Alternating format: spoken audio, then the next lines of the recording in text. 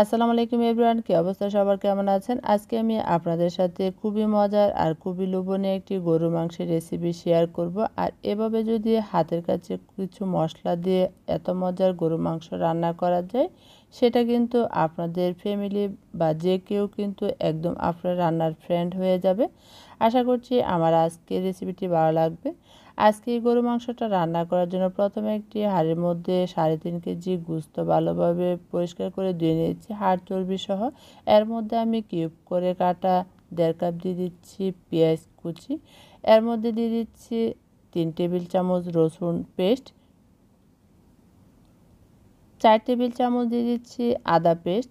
রসুনের তুলনায় আদার পরিমাণটা একটু বাড়িয়ে দিতে হবে। তার মধ্যে দিয়ে দিচ্ছি 2 টেবিল চামচ হলুদ গুঁড়া।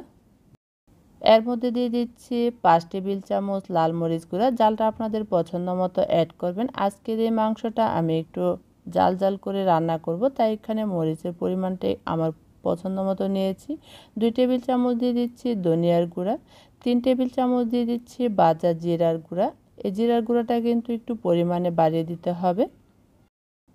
2 টেবিল চামচ দিয়ে দিচ্ছি স্বাদ মতো লবণ, 6-7টি দিয়ে দিচ্ছি এলাচ,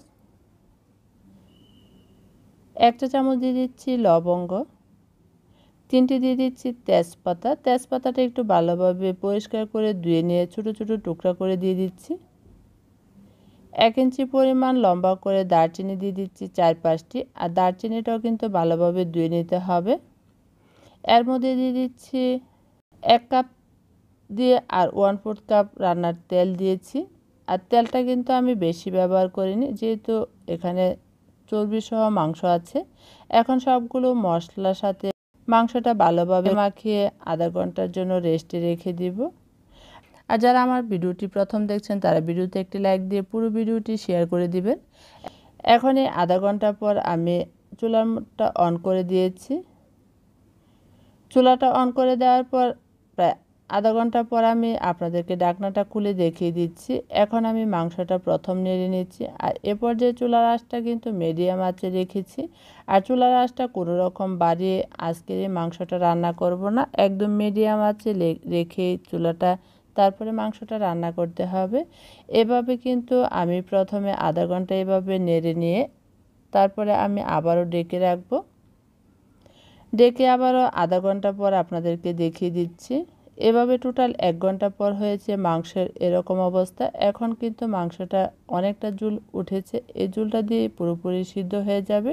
টোটাল 2 ঘন্টা পর আমি আপনাদেরকে মাংসটা দেখিয়ে দিচ্ছি। এই পর্যায়ে কিন্তু মাংসটা হয়েছে এরকম। আর 2 ঘন্টা আমি চুলার আঁচটাকে একদম মিডিয়াম লোতে রেখেছিলাম। এভাবে করে মাংসটা রান্না করে একদম রসালো একটি কষা মাংসের মতো হয়েছে। আর মাংসটা কিন্তু কোনো রকম খুলবে না, একদম সফট হয়ে যাবে। এখন আপনাদেরকে মাংসটা দেখিয়ে দিচ্ছি, দেখুন কতটা সফট হয়েছে। এই মাংসটা একদম পুরোপুরি রসালো হয়েছে। এখন এর মধ্যে 1/2 চা চামচ গরম মশলার গুঁড়া দিয়ে দিচ্ছি। এই গরম মশলার গুঁড়াটা আমার ঘরে তৈরি গরম মশলার গুঁড়া আমি ব্যবহার করেছি। এখন ভালোভাবে নেড়ে আবারও 5 মিনিট চুলার মধ্যে রেখে দিয়ে তারপরে চুলাটা অফ করে দিব। দেখলেন তো কত রসালো আর কত সুন্দর কালার এনে এত মজার একটি গরু মাংস রান্না করেছি। আজকের এই রান্নাটা পুরোপুরিভাবে কমপ্লিট হয়ে গেছে। আর এই গোস্তটা কিন্তু গরম ভাতের সাথে বা রুটি পরোটার সাথে খেতে খুবই মজার ছিল। আবার দেখা হবে নতুন কোনো রেসিপি নিয়ে। সে পর্যন্ত সবাই ভালো থাকবেন, সুস্থ থাকবেন। আল্লাহ হাফেজ।